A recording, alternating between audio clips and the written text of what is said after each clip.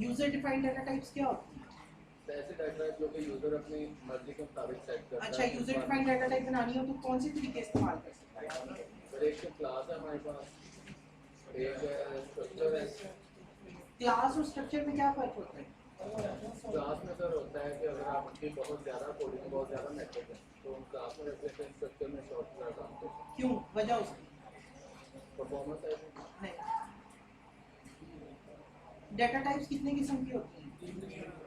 3 किस्म की। वो कौन कौन सी होती हैं बताओ जरा। हाँ जी, वैल्यू टाइप, रेफरेंस टाइप और वैल्यू टाइप और रेफरेंस टाइप के अंदर अंडरस्टैंडिंग हुई है। अगर स्ट्रक्चर बनाओगे तो वो वैल्यू टाइप रहता है। यहाँ तक कि स्ट्रक्चर में अगर आप स्ट्रिंग लेते हो तो वो स्ट्रिंग एक रेफरेंस टाइप है ना, लेकिन वो भी फिर क्या बन जाएगी? वैल्यू टाइप बन जाएगी। क्यों? स्ट्रिंग के अंदर फिर जितनी चीज़ें लिखोगे वो सारी रैम पे स्टोर है, क्योंकि स्ट्रक्चर जो उसका पेरेंट है वो क्या है? वो वैल्यू है। तो उसने कहाँ भेजनी है सारी चीज़ें? रैम पे। यहाँ तक कि जो भी रेफरेंस टाइप चीज़ें जो भी हैं वो भी क्या बन जाती हैं? Value type.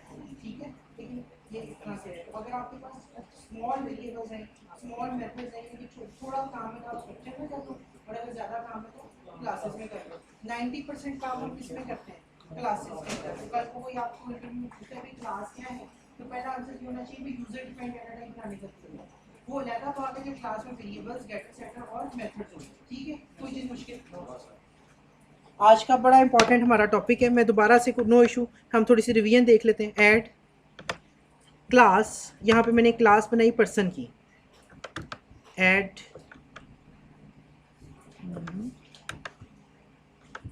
क्लास, क्लास का नाम मैं रख रहा हूँ पर्सन। क्यों?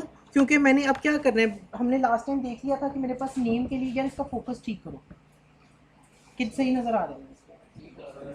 मुझे ब्लर नज़र आ रहा है, मुझे ब्लर नज़र आ रहा है, सिर्फ लेंस इसका फोकस ठीक करना है। नहीं सही नज़र आ रहा ना, धुंधला है वो। भाई छोड़ दो, तुमने कुछ नहीं करना, लेंस को क्या ये अब ये हल्का सा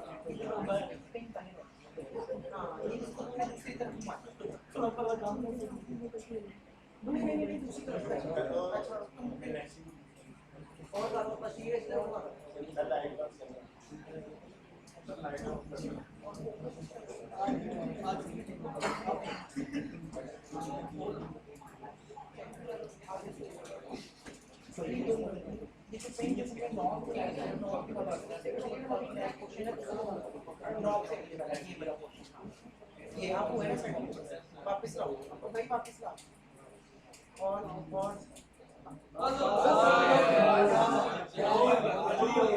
बस ओके।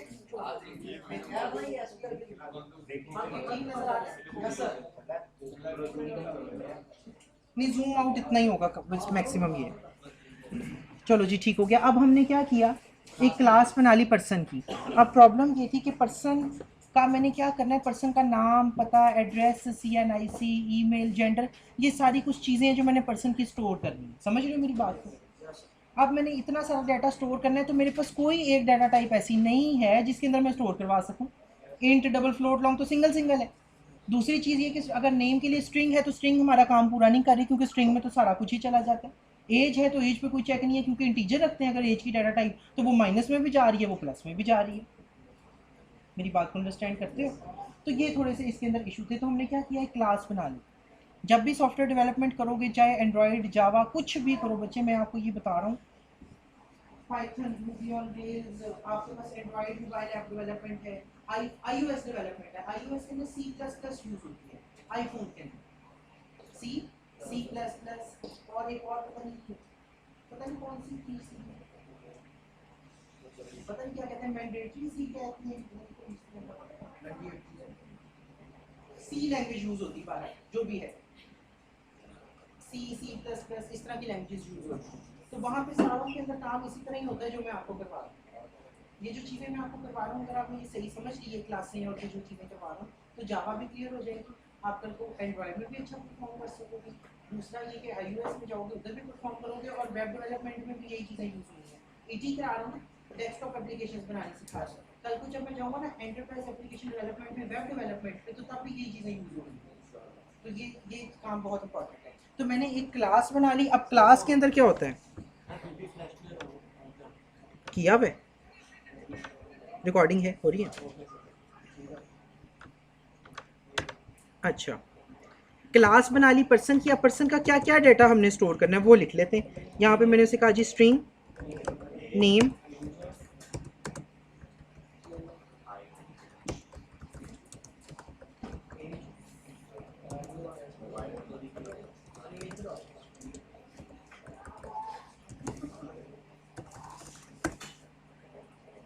एज कह रहे थे, एज के लिए मैंने रख लिया इंट, और डेट टाइम DOB,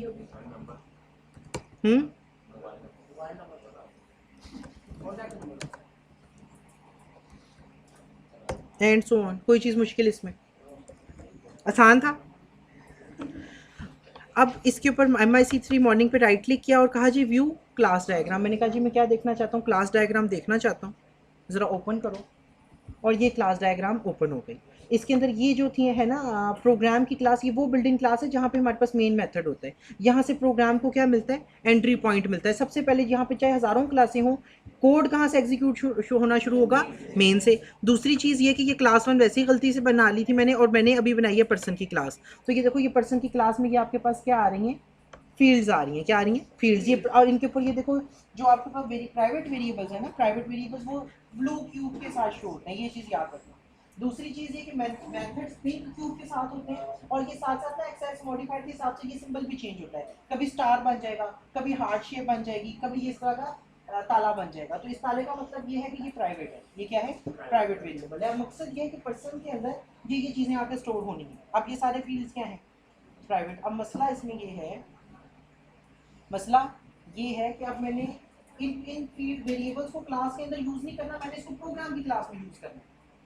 मेरी बात को अंडरस्टैंड करते हो आप? क्या करूँ, यानी कि जो होता है ना प्राइवेट वेरिएबल, जो प्राइवेट वेरिएबल्स की बात कर रहा हूँ, प्राइवेट जिनके साथ लिखा हो, वो उनकी क्लास के अंदर अंदर एक्सेस होती है। यानी कि यहाँ पे कोई मेथड बनाओ तो वो मेथड इन वेरिएबल को एक्सेस कर सकता है, यानी कि क्लास के अंदर अंदर इनकी एक्सेस रहेगी, क्लास के बाहर नहीं। क्लास के बाहर एक्सेस देनी है तो क्या करूँ, कमाल कर दिया।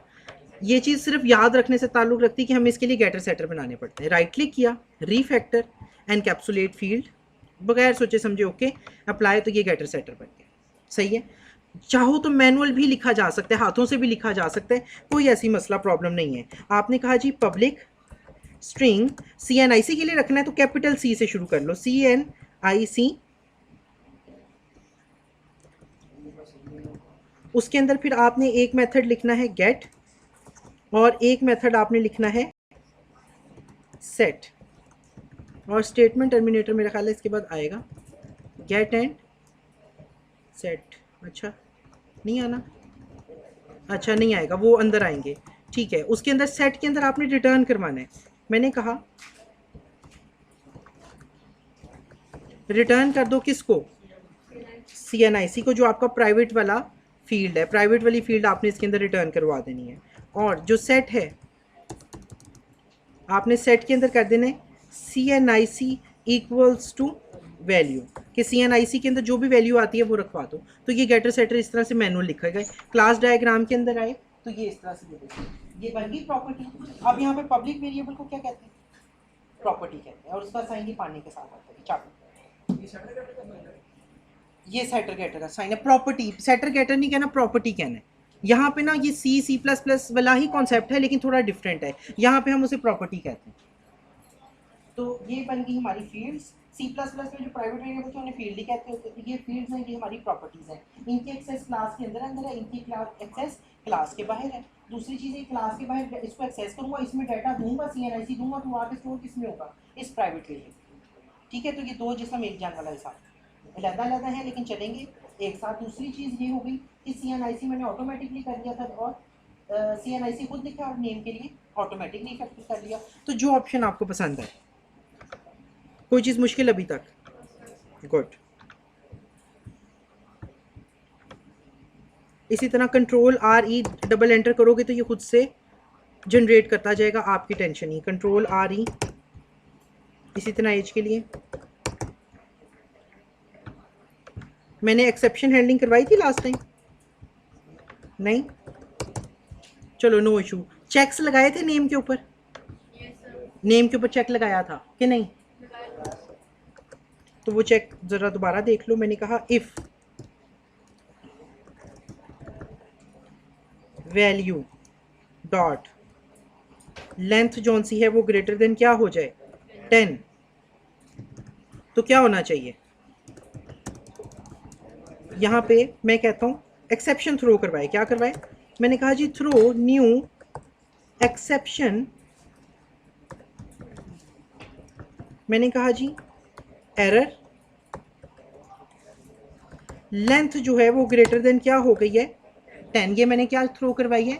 एक्सेप्शन थ्रो करवाई है। उसके बाद मैं program.cs की क्लास में वापस आया, ये एम्प्टी थी, सारा कुछ अनकमेंट हुआ हुआ है। यहाँ पे मैं क्या करता हूँ, ऑब्जेक्ट बनाता हूँ। ऑब्जेक्ट की डेफिनेशन लिखवाई थी, गुड। मैंने कहा जी person p obj equals to new person. तो ये क्या बन गया? एक ऑब्जेक्ट बन गया। क्या बन गया बच्चे? बड़ी ज़रूरी बातें हो रही है। कैसे बनाते हैं? अब ये क्या कहलाता है? ये इंस्टेंस ऑफ अ क्लास कहलाता है। क्या कहलाता है? Instance of a class. वो जो क्लास मैंने अभी लिखी है ना पर्सन वाली, वो एक डेड चीज़ है, वो सिर्फ एक खाका है। यानी कि पेंसिल से जैसे हम स्केच नहीं ड्रॉ करते, तो वो एक स्केच है, वो उसने सारी उम्र नहीं चलना, चलना इसने है। अब होता ये है कि जब आप ऑब्जेक्ट क्रिएट करते हो तो पी ओबीजे के अंदर वो चीज़ें आ गई हैं जो उस क्लास में मैंने लिखी थी। समझ रहे हो बात को? पी ओबीजे उसने उसको अपने आप को उस तरह से ढाल लिया जिस तरह से मैंने उस क्लास में लिखा था। जो फंक्शनैलिटी मैंने उस क्लास में डाली थी, लेकिन वो क्लास नहीं यूज़ हो रही। उस क्लास में जो वेरिएबल्स है वो यूज़ नहीं हो रहे। वो यहाँ पे उनकी कॉपी इसमें तैयार हो गई है पी ओबीजे। मैं कहता हूँ person P OBJ 1 equals to new person, P OBJ equals to P OBJ 2 equals to new person. तो वो उतने ऑब्जेक्ट्स, उतने इंस्टेंसेस क्रिएट होते चले जाएंगे, और होगा क्या कि वो बार बार उस क्लास को देखेगा और वैसी कॉपी तैयार करेगा। अगर मैं तसव्वुर करूँ कि हम एक क्लास है, हम कहें एक क्लास है, अब इस क्लास का जब ऑब्जेक्ट बनता है ना, हम वर्चुअल हैं, हम वर्चुअल हैं। अब इस क्लास का जब हमारी क्लास का ऑब्जेक्ट बनेगा, सेम टू सेम कॉपी साथ एक और तैयार हो जाएगी, वो फिजिकल होगी, उसमें डाटा स्टोर होगा, हमारे साथ उसकी कनेक्टिविटी नहीं होगी।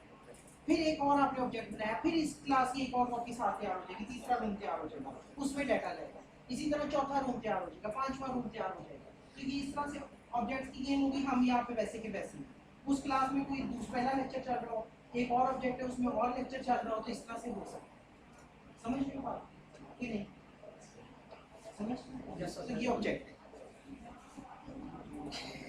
अब इंस्टेंस तो बन गया। अब मैं करूंगा ना पी ओबीजे डॉट, तो जो क्लास का इंस्टेंस होता है ना उसको डॉट के थ्रू एक्सेस करते हैं। तो देखो वो सारी की सारी प्रॉपर्टीज यहाँ पे एक्सेस हो रही हैं। मैंने कहा P OBJ dot name equals to, जरा बात समझना, कंसोल डॉट रीड लाइन, बातों की आवाज ना आए मुझे, कंसोल डॉट राइट लाइन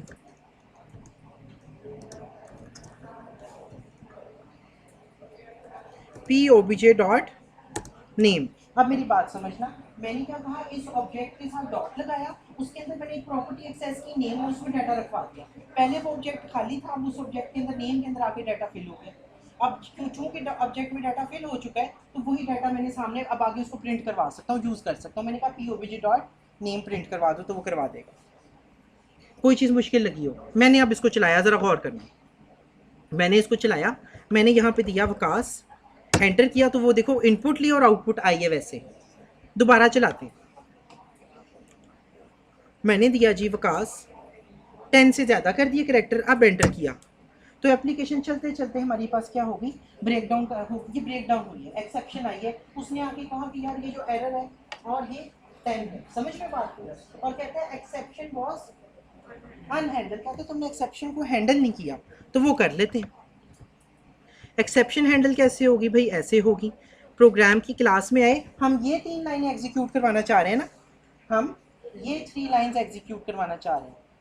अब मैं ये चाहता हूँ कि ये अगर खुदा ना खास्ता की 3 लाइनें ठीक चलती हैं तो ठीक है, अगर किसी भी लाइन पे एरर आता है तो ये क्या करे, उस एरर को, एक्सेप्शन को कैच करे और फ्रंट एंड पे मुझे आउटपुट दिखाए कि भाई ये हुआ। समझ रहे हो? इंतहाई आसान बच्चों वाली टेक्निक है, उसके लिए हम यूज़ करते हैं ट्राई कैच। क्या यूज़ करते हैं? लास्ट टाइम करवाया था, दोबारा देखो।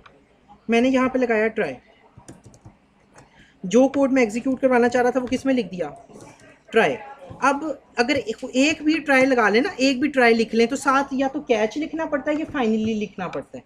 क्या लिखना पड़ता है? या कैच या फाइनली। तो मैंने क्या लिखा? कैच।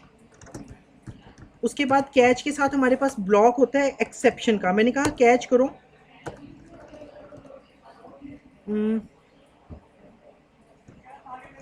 मैं कहता हूँ कैच करो एक्सेप्शन को, किसी वेरिएबल, कोई वेरिएबल ले लो ई। यानी कि ये कोड चलना चाह रहा था, इसमें आ गया एरर। जैसे ही एरर आया तो ये किधर आ गया? कैच में। और मैंने कहा कैच के अंदर एक ना ई है, एक ई वेरिएबल है जिसकी डाटा टाइप क्या है? एक्सेप्शन टाइप की। तो इसमें एक्सेप्शन ले आओ, ई वेरिएबल में वो एक्सेप्शन ले आओ जो भी आएगा। मैं उसके बाद फिर कहता हूँ console dot right line bracket open bracket close statement terminator. मैंने यहाँ पे क्या दे दिया? यानी कि जो भी एक्सेप्शन ई में आई होगी वो फ्रंट एंड पे क्या हो जाएगी? प्रिंट हो जाएगी। लेकिन अभी आपने देखा था कि एप्लीकेशन चलती चलती टूट गई थी, ऐसे ही था। अब देखते हैं कि इसका बिहेवियर क्या होगा ट्राई कैच लगाने के बाद। ब्रेक डाउन करना चाहिए अब इसको, तो अब उसने ब्रेक डाउन नहीं किया। वो कहता है system dot exception error length जो है वो ग्रेटर देन क्या है? 10। और वो सारा कुछ वो बता रहा है कि ये पाथ है, तो फलानी प्रोग्राम के ऊपर लाइन नंबर 164 पे एरर आया। तो सारा कुछ पता लग गया। अब आप 164 नंबर लाइन पे जाओ और देख लो क्या रोल है। सही है ना? ना ये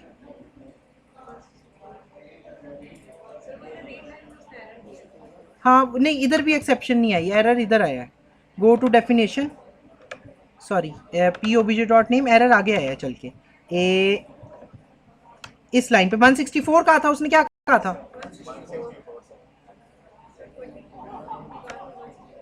बहरहाल वो उसकी अपनी नंबरिंग कोई ना कोई चल रही होगी। बहरहाल इस लाइन पे हमारे पास क्या है? एरर आया है। चलो जो भी है, बहरहाल उसके बाद एक और चीज़ है, यहाँ पे आप कर सकते हो ई डॉट मैसेज। क्या कर दिया? अब उससे ये होगा कि जो मैसेज हमने थ्रो करवाया था सिर्फ वही आ रहा होगा, वो पूरा का पूरा एक्सेप्शन डिटेल नहीं आएगी। अब वो सीरियसली वही आया है, ई एरर लेंथ जो है वो ग्रेटर देन क्या है? 10 है। तो अब उसने वही मैसेज दिखाया जो मैंने इधर से थ्रो करवाया था, जो मैंने इधर से जी।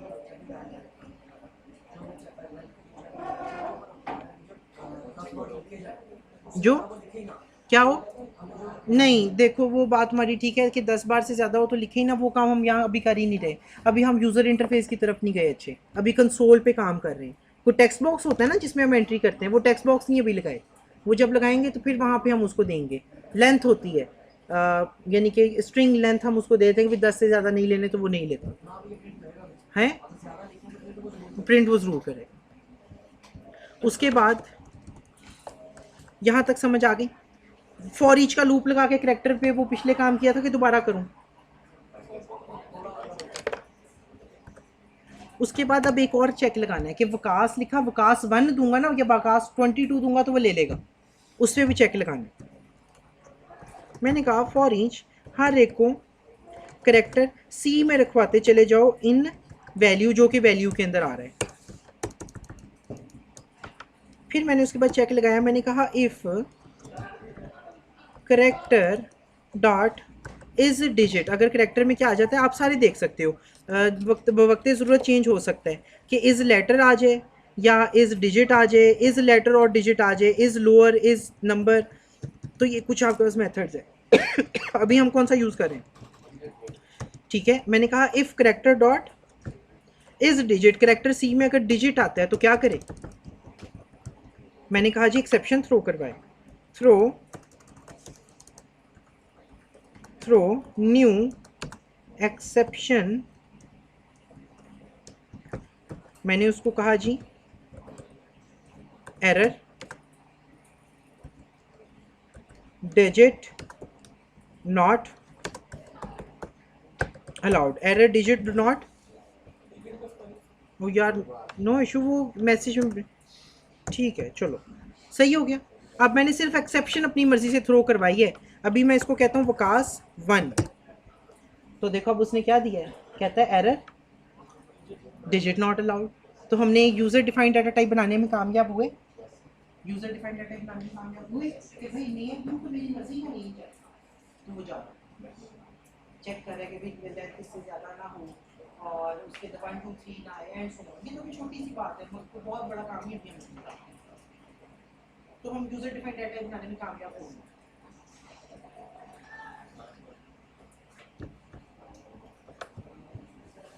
ऑब्जेक्ट को ज़्यादा समझाने की ज़रूरत तो नहीं है ईमानदारी से।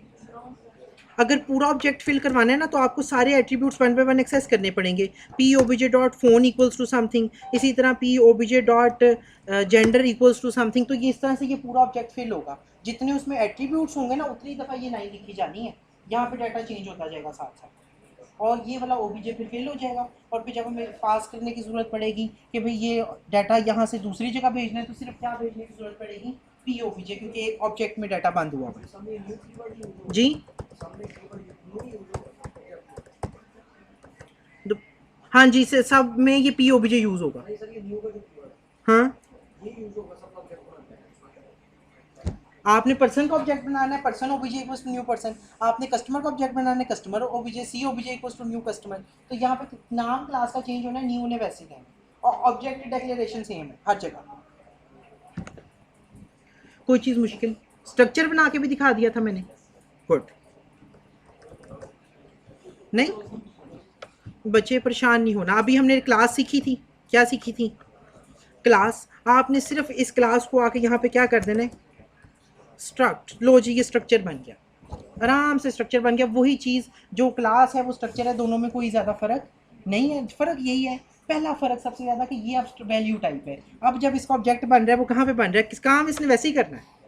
मैंने कहा जी वकास, तो उसने दिया नीचे वकास काम। अब ये जो ऑब्जेक्ट क्रिएट हुआ है वो कहाँ पे हुआ है, ये ऑब्जेक्ट अब कहाँ पे बना है, रैम पे, स्टैक पे। अगर वहाँ पे क्लास होती तो कहाँ पे बन रहा था, हार्ड पे बन रहा था, लेकिन रैम पे उसका सिर्फ रेफरेंस था। तो इसके चलने में पहली चीज़ तो फ़र्क है।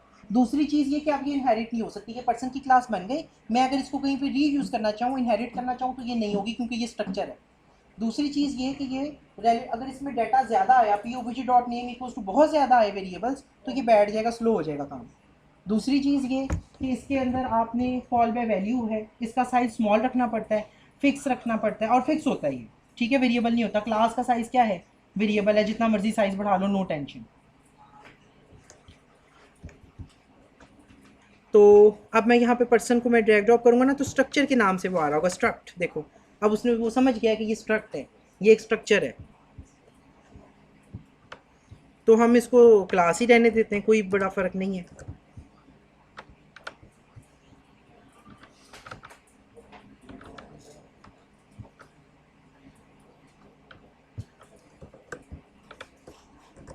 अच्छा बच्चे ज़रा गौर करना, हमने फील्ड और प्रॉपर्टीज़ तो बना ली, क्या बना ली,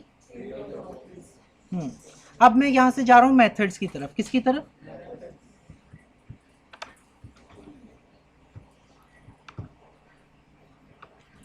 मैं एक ऐसा मेथड बनाना चाह रहा हूँ, मेथड जिसे आप फंक्शन कहते हैं, फंक्शन किसी काम का होना, लेकिन यहाँ फंक्शन नहीं बोलते ना, मेथड बोलते हैं। मैं मेथड ही बोलता हूँ, मेथड्स ही होते हैं। सी प्लस प्लस में फंक्शन होते थे, हम इसको मेथड बोलेंगे।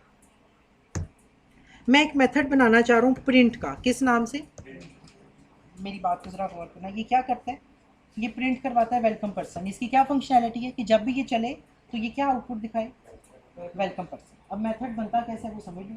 सबसे पहले तो आपने चूज़ कर लेना है कि आपने मेथड का नाम क्या रखना है। अब मेथड्स कैसे बनते हैं भाई, लेट सपोज आप मेथड क्या है, एक आपका नौकर है, एक गुलाम है, कि भाई मैंने कोई काम करवाना है, बार बार करवाना है, तो मैं एक नौकर बना लूँ अपना और उसे कहूँ कि भाई ये काम करो। मैंने एक नौकर रखा हुआ है, मेरा जब दिल करे पानी पीना, मैं कहूँ जा पानी लेके आ, वो जाए पानी ले, मैं उसको इशारा करूँ पानी, तो पानी आ जाए, ठीक है। या मैंने अपने नौकर को इस तरह से ट्रेनिंग दी हो कि जैसे ही इशारा करूँ जाके 10 बंदे मार के आ जाए, ठीक है, समझ रहे हो बात को। तो ये ऐसे, ये नहीं कि ऐसे ही है ना, अब बार बार मैं पहले देखो 10 कत्ल करवाने हैं तो आपको कैसे समझाना पड़ेगा, यार इधर आ, ये इस तरह से ये गन पकड़ो, जाके ना इस तरह से ना बड़े टेक्निकल तरीके से लगे हाथ से, लेकिन मार के आ जाओ 10 बंदे। प्रॉपर उसको समझाना पड़ेगा, लेकिन अगली दफ़ा मैं उसे सिर्फ इशारा करूँ कि भाई ये काम कर, तो वो कर। मेरी बात को अंडरस्टैंड कर रहे हो? तो ये मेथड्स होते हैं यहाँ पे, कि बजाय इसके कि बार बार एक ही काम करवाने के लिए कोड लिखो, आप मेथड बना लो। जी पैसे कहाँ, वो इधर बताता हूँ पैसे कहाँ से आएंगे। अब वो देखो, यही बड़ा अच्छा सवाल तुम्हारा कि पैसे कहाँ से आएंगे। अब जो मेथड है ना, जो आपका फंक्शन है, जो आपका नौकर है, हो सकता है मैं उसे कहूँ कि जा यार 10 बंदे मार के, वो कहे यार पहले असला तो दो, थोड़ा सा गोलियाँ दो तो मैं मार आता हूँ। इसी तरह मेथड है, जब हम उसको कहते हैं ना मेरा ये काम करो, वो कहता है मुझे कुछ इनपुट दो, इनपुट दोगे तो मैं काम कर देता हूँ, वरना नहीं। तो मेथड जो है वो आपके पैरामीटराइज्ड भी हो सकते हैं और पैरामीटराइज लेस भी हो सकते हैं। अगर ऐसा नौकर है कि उसको मैंने काफ़ी अथॉरिटी दी हुई है, तो वो मेरे से कुछ इनपुट ना मांगे जाए और काम कर रहा है। इसी तरह फिर मैंने अपने नौकर को इस तरह से ट्रेनिंग करवाई हुई कि जाके 10 बंदे मार के आके फीडबैक भी देना है कि कितने मरे कितने बचे। तो फिर मेथड की रिटर्न टाइप भी होती है, मेथड की कि भाई जाए बंदे मारे और आके बताए कि ये काम हुआ है, फीडबैक भी दे के काम हुआ है कि नहीं हुआ। जी तो एक्सेप्शन आ जाएगी, तो एक्सेप्शन हैंडलिंग, फिर यही तो बात है कि फीडबैक आएगा। फिर मेरा एक और नौकर होगा जो मुझे बताएगा कि बंदा मर गया, फिर मैं या तो होगा कि टास्क उसको दे दूँ या उस टास्क को वहाँ पे ख़त्म कर दूँ। तो प्रोसेसेस भी ऐसे ही होते हैं, यहाँ मेथड्स भी ऐसे ही होते हैं। मेथड के अंदर मेथड कॉलिंग, रिकर्सिव फंक्शन, समझ रहे हो बात को? तो वहाँ पे आपने नौकर को भेजा जाए ये काम कर दो, मर गया, तो मैंने उसके लिए ट्राई कैच कराया होगा, एक्सेप्शन हैंडलिंग की होगी, क्योंकि मर जाए तो मुझे पता लगे कि मर गया, फिर अगली दफ़ा कुछ और सोचें। ठीक हो गया? तो ये काम हमने करना है यहाँ, समझ रहे हो? तो अब जो आपने काम करवाना है, फंक्शंस बनाने हैं, मेथड का नाम सोच लो कि क्या करना है। ये ना प्रिंट करता है, क्या करता है, क्या प्रिंट करता है?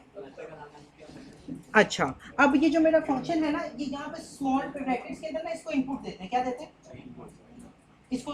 लेट सपोज मुझे प्यास लगी, मैंने अपने नौकर को बुलाया यार पानी ला दे, तो वो मुझे कहे सर पहले पैसे तो दें, 25 रुपए की बोतल है, पैसे दें तो वो यहाँ पे हम 25 रुपये उसे देंगे, हम 25 रुपीज उसको यहाँ इस पैरामीटर में देंगे कि भाई ये पैसे ले लो और मेरा काम कर। ठीक हो गया? और जो मैंने उसको गाइडलाइन देनी है, जो मैंने उसको फंक्शनैलिटी देनी है, वो इन करली ब्रैकेट्स के अंदर देनी है। यानी कि जो इसने इस प्रिंट की मेथड ने जो काम परफॉर्म करना है, जो टास्क करनी है, वो ये है। सारी साजिशें हमने इधर लिखी हैं कि इस तरह जाओ, इस तरह से पहले असला तैयार करो, गन लोड करो, जाके लोकेशन करो, 2-3 दिन पहले रेकी करो और फिर मारो। तो वो जो काम उसको गाइडलाइन देनी है वो आपने इसमें लिखनी है। ठीक हो गया? दूसरी चीज़ ये कि जब ये मेथड चल जाए, जब ये मेथड यहाँ से आए, मैं इसको इनपुट दूँ या ना दूँ, ये पैरामीटराइज भी हो सकता है, पैरामीटराइज लेस भी हो सकता है। चाहो तो इसको खाली छोड़ दो, अगर उस मेथड को कुछ इनपुट रिक्वायर्ड नहीं है तो एम्प्टी छोड़ दो। दूसरी चीज़ ये कि जब ये चले, जब मैं इसको बुलाऊं, ये अपना काम करे और उसके बाद मुझे फीडबैक भी दे कि काम हुआ है कि नहीं हुआ, तो यहाँ पे फिर होती है मेथड की रिटर्न टाइप। क्या होती है कि भाई काम कर लेना और उसके बाद मुझे रिटर्न टाइप बता देना कि भाई क्या हुआ है। ऐसा मेथड जो आपको पास कुछ फीडबैक नहीं देता, यानी कि मैं उसको कहूँ जाओ बंदे मार दो, बस जाए और मारे, मरते हैं नहीं मरते बस करे और मुझे फीडबैक नहीं चाहिए, तो उसके साथ हम लिखते हैं वॉइड। ऐसा मेथड जो कुछ आपको फीडबैक नहीं देता, जो कुछ रिटर्न नहीं करता, उसके साथ हम क्या लिखते हैं? ये लिखना ज़रूरी है, ये लिखना। अब वॉइड की जगह पे और क्या क्या आ सकता है वो भी हम करके देखते हैं। वॉइड की जगह पे इंट आ सकता है, डबल आ सकता है, फ्लोट आ सकता है, लिस्ट आ सकता है, ऑब्जेक्ट आ सकता है, किसी क्लास का नाम आ सकता है, कुछ भी आ सकता है। समझ गए बात को? तो वॉइड लिख दिया। फिर अगली चीज़, इस मेथड का आपने बताना होता है एक्सेस मॉडिफायर। क्या बताना होता है? एक्सेस मॉडिफायर पे मेरा फिर एक दिन एक लेक्चर अलहदा है। Public, private, protected, internal, protected internal, ये 5-6 कुछ मॉडिफायर्स हैं, उस पर अलहदा बहस छिड़ जाएगी। तो आप में फिलहाल अभी क्या समझ रहे हैं? पब्लिक। जिस मेथड के साथ आप पब्लिक लगा दोगे, टेंशन फ्री हो जाओ, जहाँ चाहोगे जैसे चाहोगे एक्सेस हो, इसने मना नहीं करना। सही हो गया? अच्छा, अभी बता देता हूँ, पब्लिक को समझना इंतहाई आसान है और प्राइवेट को। पब्लिक मेथड वो होता है जो जहाँ चाहें जैसे चाहें, इनहेरिटेंस है नहीं है, एक्सेस हो जहाँ पे भी चाहूँ, कोई लिमिटेशन नहीं। और प्राइवेट मेथड वो है जो सिर्फ क्लास के अंदर अंदर एक्सेस होता है, क्लास के बाहर तो जाने का सवाल ही नहीं पैदा उठता। तो पब्लिक प्राइवेट हमने समझ लिए, प्रोटेक्टेड और इंटरनल फिर समझेंगे किसी टाइम। अब ये प्रिंट का मेथड क्या करवाता है? ये करवाता है console dot right line and बस एक झटका ही लगाना था इन्होंने।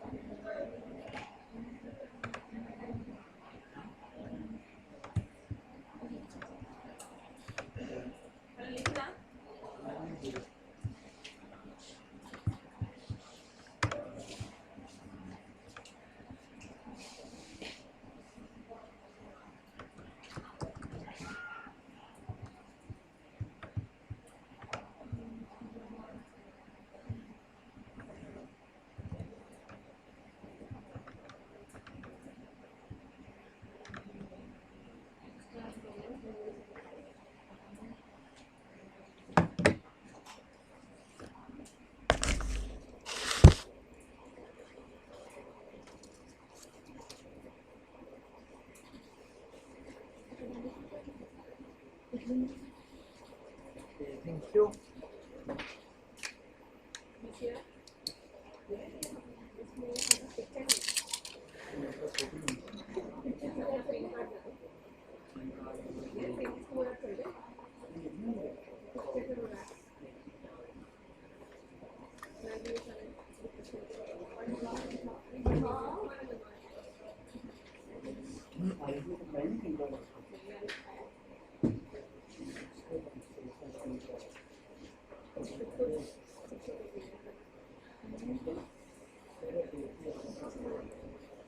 जी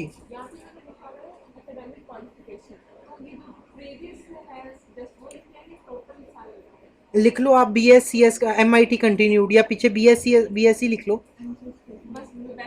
बैचलर तक लिख दो, नो इशू। आप अभी का लिखो ना, आप MIT कर रहे हो ना। हाँ लिखो MCS का, CONT लिख देना, कंटिन्यूड, MCS कंटिन्यूड।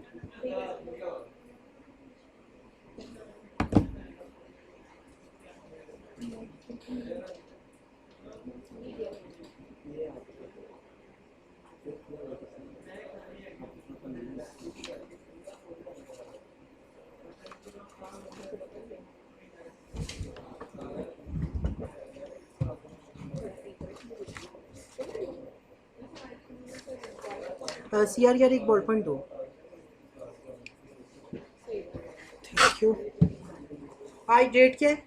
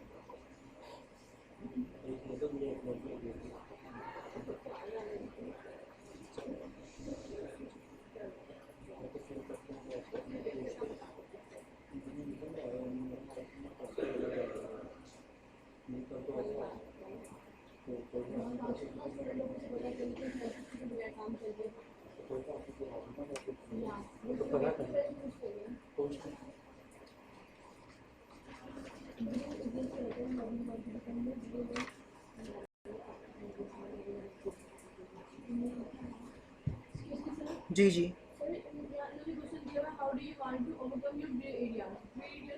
कौन से वाले एरियाज?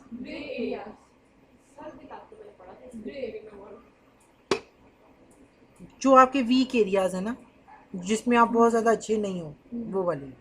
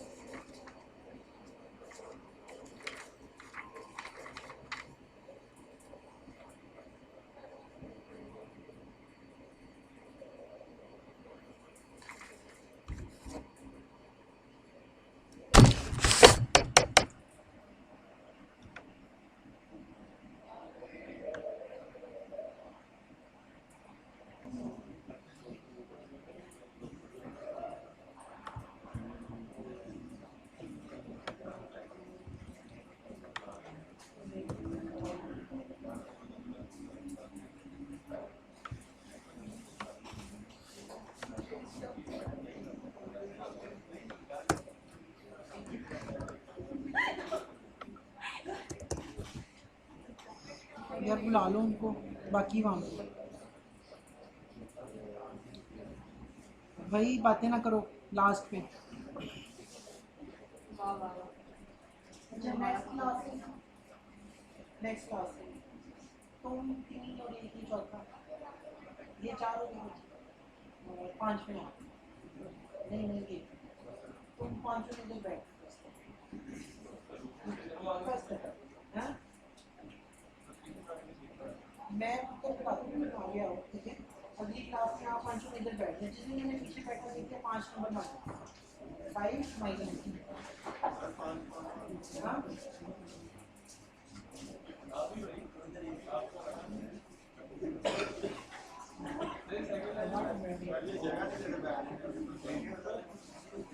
देंगी कोई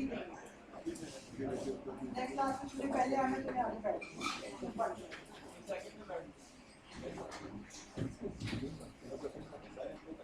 या तुमने इस तरह करना है कि 2 चेयर्स इधर 2 चेयर्स उधर ऐसे ठीक है खुद आगे मैंने कि कोई जगह देना दे तुमने आगे ले आनी बल्कि तुम भी आगे आप भी आगे आ जाओ। मुझे बड़ा गुस्सा चढ़ता है बच्चा सर झुका के बैठा है और बातें करता है, जब बातें ना भी करे तो वैसे ही बैठा है एक्टिव पार्ट ऑफ क्लास में लेते हैं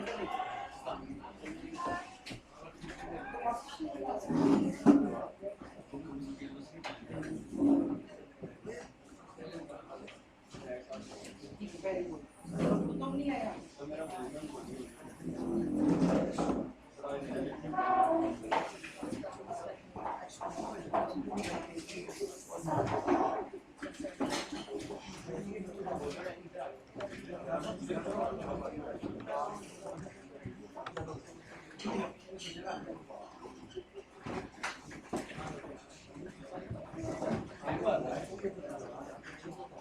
अच्छा बच्चे अब और करना, बड़ा इंपॉर्टेंट टॉपिक है, सारी दुनिया एक तरफ, ये अकेला टॉपिक है। Function overloading, method overloading, method overloading कौन सा टॉपिक? मेथड ओवरलोडिंग की डेफिनेशन बताओ। यस यस चलो तुमसे लास्ट में पूछो। यस फंक्शन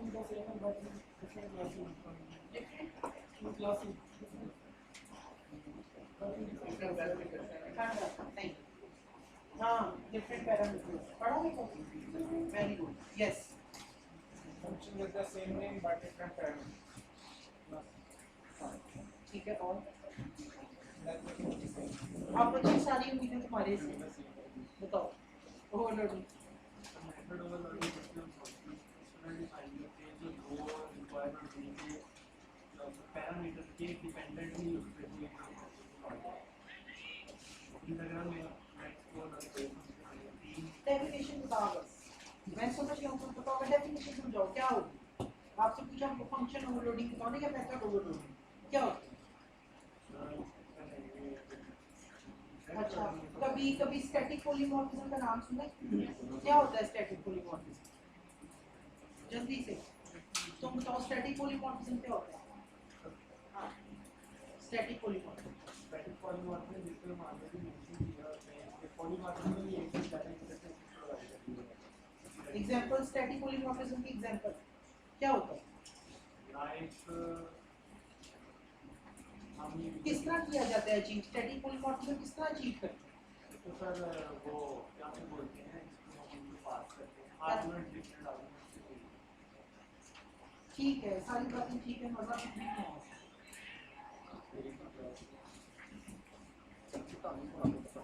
डेफिनेशन लिखो फंक्शन ओवरलोडिंग की। एक ही बात है, एक ही बात है, मैं जूतियां उतार लेनी है। फंक्शन ओवरलोडिंग मेथड ओवरलोडिंग एक ही बात है। दरअसल मैं आपको समझाने के लिए बोलता हूँ, आपने C++ में फंक्शन पढ़ा होगा, यहाँ मेथड होता है तो फंक्शन मेथड एक ही बात, कोई फर्क नहीं है, एक ही चीज़ के दो नाम। मेथड ओवरलोडिंग क्या कह रहे हैं। मेथड ओवरलोडिंग की डेफिनेशन लिखो existence of 2 or more methods with the same name existence भाई exist करना यूज में रहना existence of 2 or more methods 2 or more का मतलब है infinity जितने मर्जी existence of 2 or more methods with the same name but with different signatures of a method.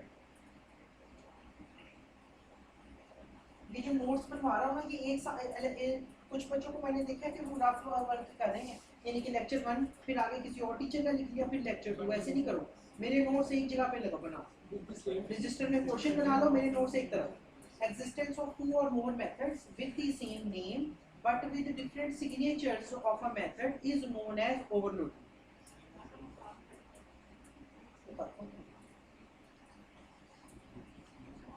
Existence of 2 or more methods with the same name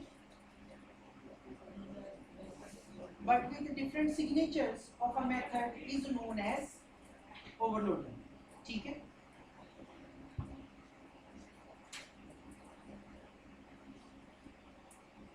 It is also known as static polymorphism. Existence of 2 or more methods with the same name but with different signatures of a method is known as overloading. It is also known as static polymorphism. Static polymorphism. Polymorphism concept है chemistry का कि भाई एक ही चीज है लेकिन उसकी different शक्लें होती हैं, एक से ज्यादा उसकी शक्लें होती हैं। सही हो गया? जैसे आपके पास होता था पीवीसी, पॉलीविनाइल क्लोराइड, पीवीसी की पाइपें भी बनती हैं, पीवीसी का शापर भी यूज करते हैं, पॉली एथिलीन, पॉलीविनाइल क्लोराइड, इस तरह से वो पॉलीमॉर्फिज्म हम पढ़ते होते थे जिसमें सेम मॉलिक्यूल है लेकिन वो जुड़ के वो एक डिफरेंट एक कोई शक्ल बना ली, एक कोई शक्ल बना ली, तो इस तरह से पॉलीमॉर्फिज्म कि भाई एक ही चीज़ है लेकिन उसकी डिफरेंट शक्लें। अब बच्चे सिग्नेचर ऑफ अ मेथड क्या होते हैं? यस, नाम मुझे याद नहीं रहता, शक्ल याद रहती है unfortunately.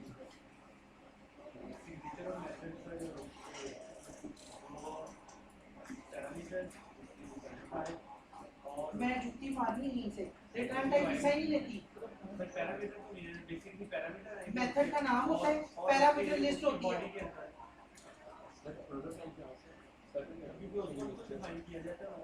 Signature of a method क्या होता है? हाँ, और रिटर्न टाइप कुछ हिस्सा नहीं। अच्छा बच्चे, मैं आज आपको करवाने जा रहा हूँ मेथड ओवरलोडिंग। क्या चीज़? पहली चीज़ इसके बारे में, एग्जिस्टेंस ऑफ 2 और more method with the same name. ये प्रिंट का मेथड बना हुआ है, किसी को इसकी ना समझ आएगी, वो 3 लाइनें हैं सिर्फ। Public wide print console dot right line welcome person. जब मैं ओपीजी डॉट प्रिंट करता हूँ ये चलता है, समझते हो मेरी बात को? अब मैंने ओवरलोडिंग करनी है। क्या करनी है? ओवरलोडिंग। तो ओवरलोडिंग बच्चे ये होती है कि भाई एक ही नाम से अगर 2 मेथड बना लूँ तो ओवरलोडिंग होती है। मैंने ये सिलेक्शन की कंट्रोल सी किया, क्या किया? As it is control V. लो भाई, ओवरलोडिंग हो गई, ओवरलोडिंग हो गई। एक मेथड ये बना हुआ प्रिंट का, एक मेथड ये बना हुआ प्रिंट का। As it is copy, as it is paste. Existence of 2 और मोर मेथड, यानी कि एक मेथड ये, एक मेथड ये विद द सेम नेम, इनमें कोई फर्क नहीं, नाम इनका सेम। क्या ये मेथड एग्जिस्ट कर सकते हैं ऐसे एज इट इज? क्यों? वेरी गुड, छा गए। पैरामीटर इसमें देना पड़ेगा। वो कहता है यार ये भी प्रिंट का मेथड है जो कोई पैरामीटर नहीं ले रहा, ये भी प्रिंट का मेथड है कोई पैरामीटर नहीं ले रहा, तो कोई पैरामीटर दोगा। तो ऊपर वाला पैरामीटराइज लेस है, नीचे वाले को क्या कर लेते हैं? पैरामीटराइज कर लेते हैं। उसको मैंने क्या पैरामीटर दे दिए? String S. मैंने कहा वेलकम योर नेम इज, आगे प्लस और आगे क्या दे दिया? एस। ये 2 मेथड बन गए सेम नेम के साथ। अब मैंने इसको बिल्ड किया तो वो कहता है कि ठीक है जी ये एग्जिस्ट कर सकते हैं। मैंने फिर ये जो दूसरा मेथड लिखा, एज इट इज़ कॉपी किया, एज इट इज़ क्या कर दिया? पेस्ट कर दिया। क्या अब ये ऊपर वाला और नीचे वाला एग्जिस्ट कर सकते हैं? क्यों? इसको मैं क्या कर देता हूँ? Int S welcome your age is, ये आगे एज हो गया। क्लास डायग्राम में मैं वापस आया तो क्लास डायग्राम में देखो, ये देखो ये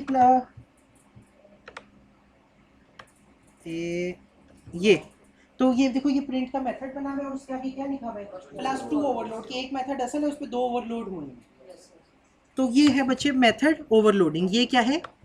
मेथड ओवरलोडिंग। भाई एग्जिस्टेंस ऑफ 2 और more method with the same name but with different signatures of a method is known as overloading. लेकिन अभी हमने सिग्नेचर की बात नहीं की कि सिग्नेचर क्या है तो क्या नहीं। समझते बात को?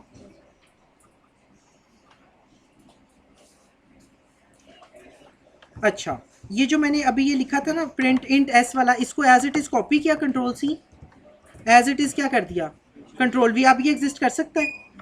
मैं बिल्ड करके देखते हैं कि क्या हो सके। कहता है ये ऊपर एरर मैसेज पढ़ो।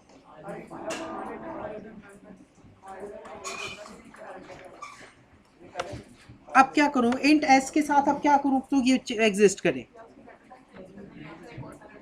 कमाल कर दिया, ये आउटस्टैंडिंग आंसर है। कहता है कि भाई या तो आप इसकी डाटा टाइप चेंज कर दें तो मान जाएगा, या एक पैरामीटर और इंट्रोड्यूस करवा दें। तो अब मजबूरी थी कि डाटा टाइप नहीं चेंज करनी, एक और पैरामीटर इंट्रोड्यूस करवा देते हैं। इंट एस स्ट्रिंग नेम, क्या कर दिया मैंने, स्ट्रिंग नेम। अब वो कहता है welcome your age is this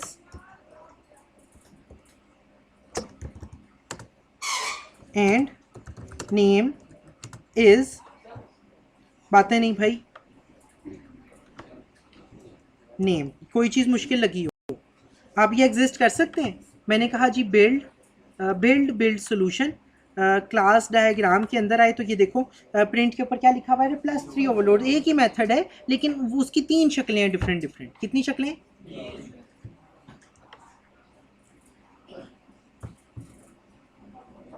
बातें नहीं। ये जो लास्ट में मैंने मेथड बनाया था इन टेस्ट और स्ट्रिंग नेम वाला, इसको एज इट इज़ कॉपी किया, control C, as it is क्या कर दिया, कंट्रोल वी। अब ये दो मेथड एग्जिस्ट कर सकते हैं। यहाँ से कहानी स्टार्ट होती है, यहाँ से वो लास्ट में बैठा था उधर क्यों आ गया?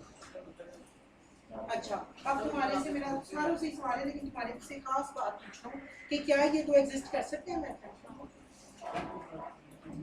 ये नहीं कि सेम टू सेम ये कॉपी के एज इट इज पेस्ट कर रहे हो। अब क्या करूं?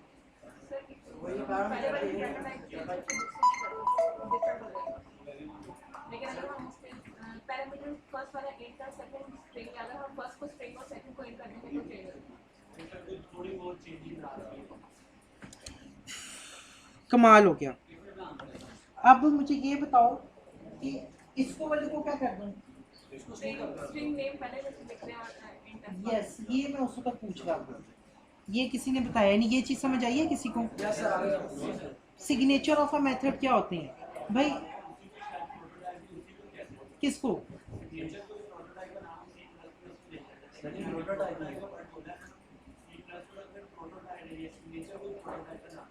चलो ठीक है, जैसे भी है।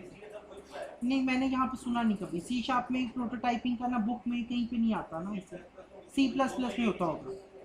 तो भाई आप ओवरलोडिंग की बात कर रहे थे, मेथड ओवरलोडिंग की, तो मैंने कहा एग्जिस्टेंस ऑफ 2 और more method with same name but with different signature of a method is known as overloading. अब सिग्नेचर ऑफ अ मेथड क्या होते हैं?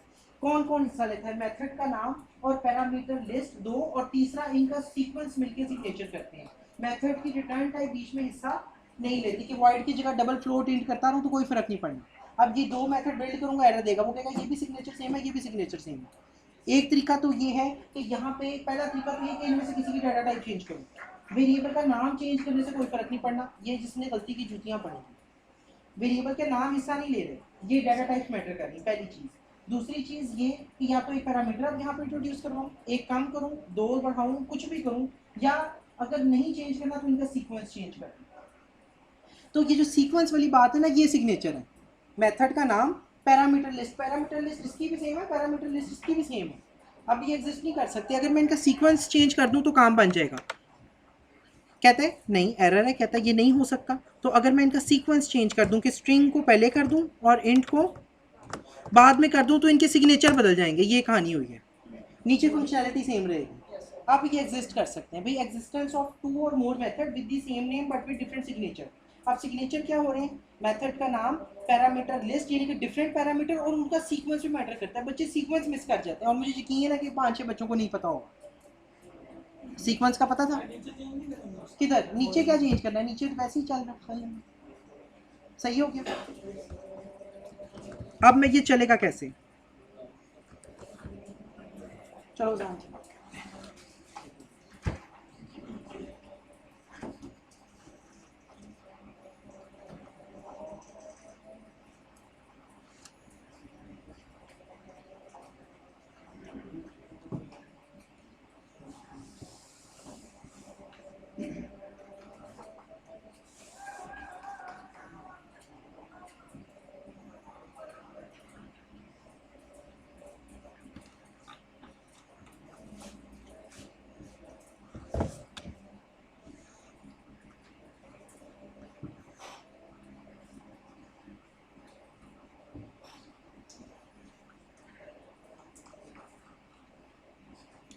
अच्छा जी, ये देखो बच्चे ज़रा गौर करना, मैंने यहाँ पे कहा पी पर्सन की क्लास का मैंने क्या बनाया, ऑब्जेक्ट बनाया।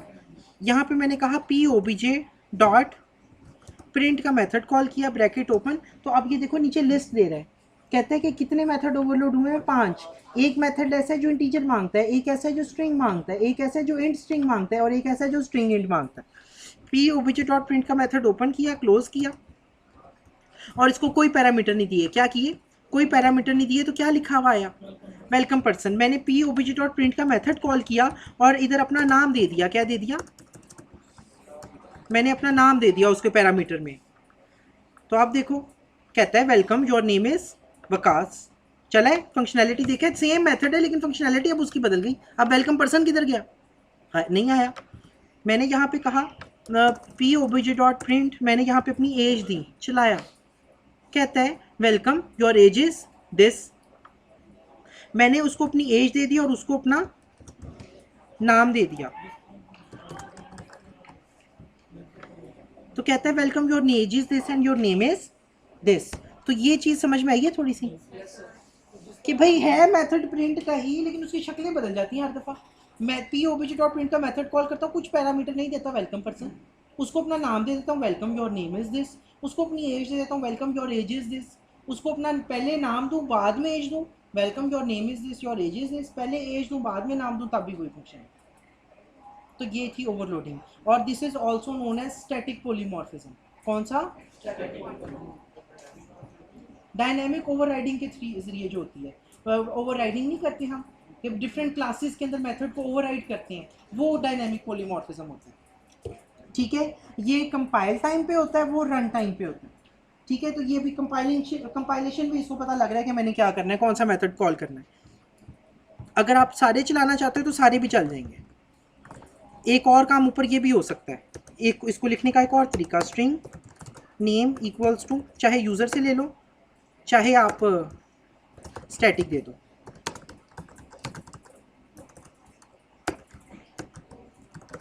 और इस इधर से मैंने ले लिया इंट एज, नेम ले लिया और एज ले ली। मैं यहाँ पे मेथड कॉल करता हूँ, ज़रा गौर करना, प्रिंट का मेथड कॉल किया और उसको कुछ नहीं दिया, आउटपुट देखो वेलकम पर्सन। यहाँ पे पी ओबीजे और प्रिंट का मेथड कॉल किया, सिर्फ नेम पैरामीटर में दे दिया उसको, नेम पैरामीटर में नेम आ गया, welcome your name is this. और अगर मैं उसको यहाँ पे दे दूँ एज, तो चलाया, तो welcome your age is this. उसको मैं पहले एज दे दूँ, बाद में उसको दे दूँ नेम, चलाया, तो welcome your age is this your name is this. पहले उसको नेम दे दूँ बाद में एज दे दूँ, तो फंक्शनैलिटी पे कोई असर नहीं पड़ेगा। चलाया, कोई चीज़ मुश्किल, तो बात समझ में आती है फंक्शन ओवरलोडिंग की। भाई एग्जिस्टेंस ऑफ 2 और more methods with the same name but with different signature. Signature में कौन कौन हिस्सा ले रहा है, मेथड का नाम, पैरामीटर लिस्ट और इनका सीक्वेंस, कि अगर सेम पैरामीटर लिस्ट ऊपर है तो अगर सीक्वेंस नीचे वाले का उठा दें तो काम बन जाएगा। सर पैरामीटर ए को हम वैल्यू दो कर सकते हैं या अलग? पैरामीटर ए का तो वैल्यू कैसे 2 दे सकते हैं? हाँ, नहीं समझ आई क्या?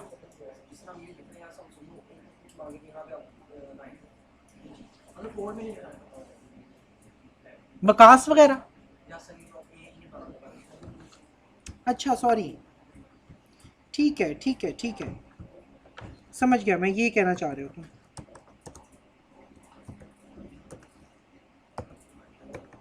ये एम वकास असगर से इतराज़ है ये वाला, ये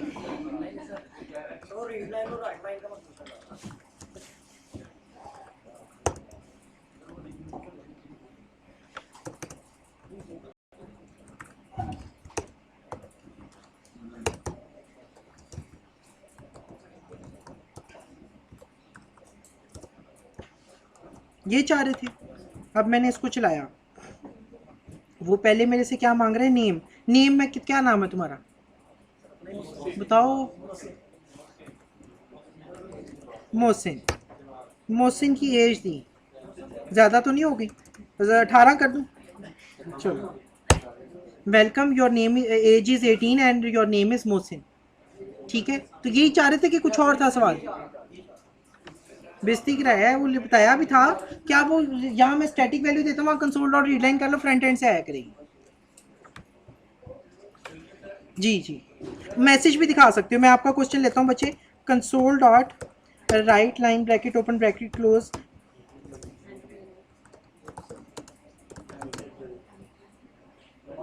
यार स्पेलिंग ना देखा करो, मुझे ना वो होता है जल्दी से जल्दी मैं उसको कर लूँ, लिख दिया करूँ। चलो और अच्छा मैंने कर दिया कि शायद तुम्हें समझ आ जाए। ठीक है, तो थोड़ा सा सिंटेक्स एरर हो ना तो ये अच्छे खासे एरर देना आपको शुरू कर देगा, परेशान नहीं होना। चला, कहते हैं एंटर नेम, कहते हैं enter age, welcome your age is this, your name is this, तो वो कोई ऐसा बड़ा इशू नहीं है। चारों मेथड इकट्ठे चलाने हो तो चारों इकट्ठे भी चल जाएंगे, ये भी इसका एक बहुत बड़ा फ़ायदा है। चारों मेथड अब देखना इकट्ठे चलेंगे।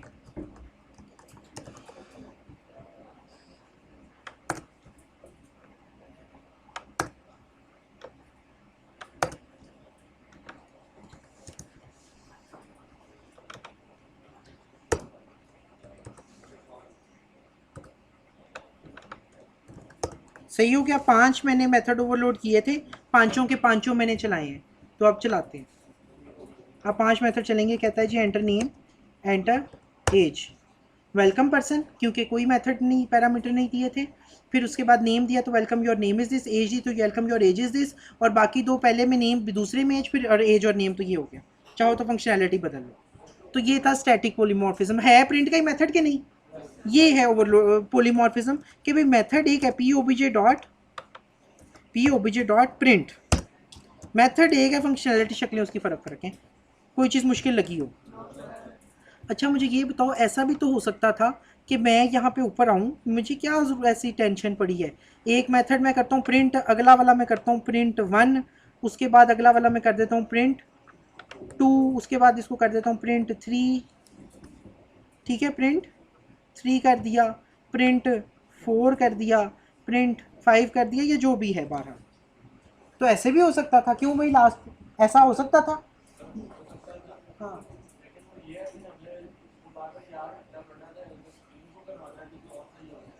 ये भी नहीं है बात। जब आप मेथड कॉल करते हो ना ये भी बात नहीं है। ये जब आप ये कहते हो ना कि ठीक है, मकसद ये जब हम मेथड कॉल करते हैं ना, वो सारी चीज़ें बता रहा होता है, याद रखने वाली कौन सी बात है? हाँ बिल्कुल। अब यहाँ पे मुझे प्रिंट 1 2 3 4 5 करना पड़ेगा। अब प्रॉब्लम बच्चे यहाँ आती है, जब मैं पी ओबीजे डॉट करता हूँ ना, तो अब ये देखो, बल्कि ऊपर ही करना चाहिए था, मैंने किया पी ओबीजे डॉट किया तो बच्चे की लिस्ट पूरी ओपन होगी, प्रिंट 1 प्रिंट 2 प्रिंट 3 प्रिंट 4, तो ये पूरी लिस्ट है। लेकिन मेथड हर एक बता रहा होगा। ये देखो, ये स्ट्रिंग नेम वाला है, ऊपर वाला कौन सा है?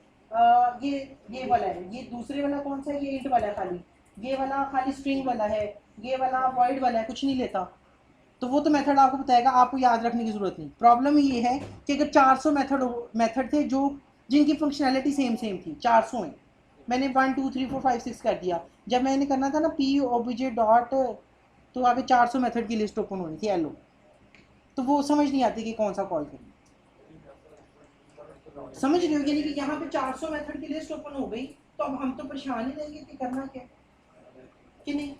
तो उससे बेहतर ये नहीं, पी ओबीजे डॉट प्रिंट ही करो, तो पैरामीटर के साथ मेरा काम चलना शुरू हो जाए।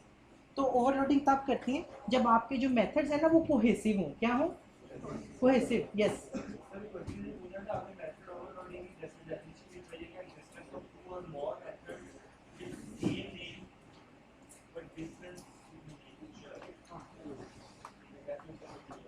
ठीक है ना, सिग्नेचर का मतलब क्या? मेथड का नाम, पैरामीटर लिस्ट और उनका सीक्वेंस। बच्चे हमेशा सीक्वेंस भूलते हैं, मैं इसलिए कहता हूँ कि सिग्नेचर एक नया चीज़ है। इंटरव्यू का सवाल है, सिग्नेचर ऑफ मेथड से तो सिग्नेचर का मकसद ये है कि जो मेथड का नाम और उनकी जो पैरामीटर लिस्ट है वो ऐसा नहीं ले। आपने कहा same name with different parameter, ये और बात है।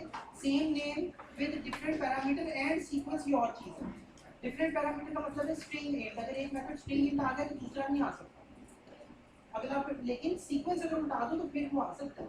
तो इस वजह से मैंने सिग्नेचर पे बात की कि भाई एग्जिस्टेंस ऑफ टू और मोर मेथड डिफरेंट सिग्नेचर, और सिग्नेचर ऑफ अ मेथड का अलग डेफिनेशन में बनती है, method name plus parameter list plus sequence. तो ये तीनों चीजें मिलकर सिग्नेचर करती हैं। मेथड का नाम बदल दिया, सिग्नेचर बदल जाएंगे, पैरामीटर लिस्ट बदल दी, सिग्नेचर बदल जाएंगे, और उनका सीक्वेंस बदल दिया, सिग्नेचर बदल जाएंगे, साइन बदल जाएंगे। तो ये बात समझ गए बात? बस जी बस खत्म हो गया। सर ये लास्ट वाली लाइन में क्लास में लेफ्ट में टाइप बोल क्या बोलूं? लास्ट वाली लाइन मेथड नेम विद अच्छा हाँ, सिग्नेचर ऑफ अ मेथड की डेफिनेशन ये है, मेथड नेम पैरामीटर लिस्ट और उनका सीक्वेंस मिलके सिग्नेचर करते हैं।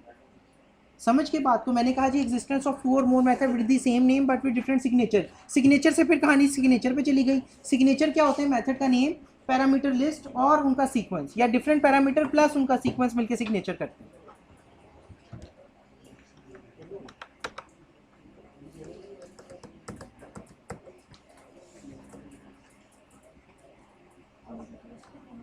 ठीक है, तो अब आपको ये प्रिंट 1 प्रिंट 2 करने की बिल्कुल ज़रूरत नहीं है।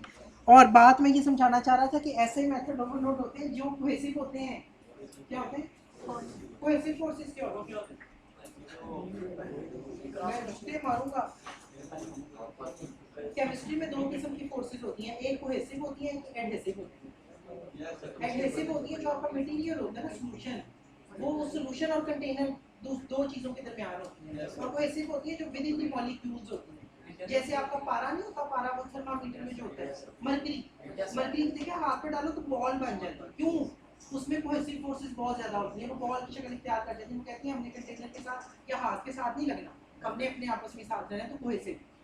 और एडहेसिव फोर्सेस वो होती हैं जो सॉल्यूशन और जिस पे आपने रखा है उसको उसके दरमियान।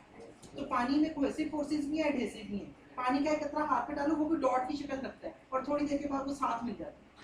क्यों? क्योंकि वो थोड़ी देर के बाद एडहेसिव फोर्सेस उस पे गालिब आ जाते हैं। आप गिलास में पानी डालते हो तो पानी उसकी एजेस के ऊपर थोड़ा थोड़ा ऊपर हुआ होता है, यानी कि सतह नीचे है और कॉर्नर के ऊपर से पानी ऊपर है। तो पानी में एडहेसिव फोर्सेस भी बहुत ज्यादा होती है, समझे? वो जो पानी और उस कंटेनर के दरमियान। तो मेथड्स वो जिनमें कोहेसिवनेस बहुत ज्यादा है, ऐसे मेथड जो सेम वो उनको ओवरलोड करना है। यानी एक को सेव कस्टमर का और एक को सेव एम्प्लॉय का, उनको ओवरलोड करना हो सकता है, लेकिन बहुत ज्यादा फर्क मेथड ओवरलोड नहीं हो सकते। या इस तरह कर लो, एक मेथड है सेव एम्प्लॉय का और एक मेथड है सेव प्रोडक्ट का। यार ये दो डिफरेंट मेथड है, ये ओवरलोड नहीं कर सकते। ऐसा मेथड ओवरलोड करो, save customer, save employee, save faculty, save student, ये मेथड ओवरलोड हो सकता है। तो ये कोर्स है, हाँ समझ आती है, बंदे के नाम से तो सेम नेम से बना सकते हो। आपने सिर्फ पैरामीटर चेंज करने, डाटा चेंज है, सही है। तो ऐसे मेथड ओवरलोड करने जो कोहेसिव है। और जो बाकी दूसरे हैं उनको आप ओवरलोड इस तरह से नहीं करते, ज़्यादा नाम से।